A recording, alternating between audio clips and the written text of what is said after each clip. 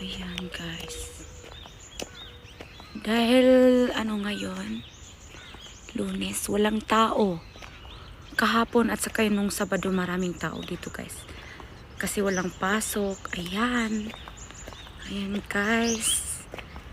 Yung mga pamilya ko dyan sa Pilipinas. Panoorin nyo to. Ayan ang gaganda ng sakura. Sakura ang tawag ng bulaklak dito sa Japan. Ayan. Mamaya puntahan natin doon sa may marami ding iba't ibang klaseng sakura guys. Kasi season ngayon ng sakura. Ayan.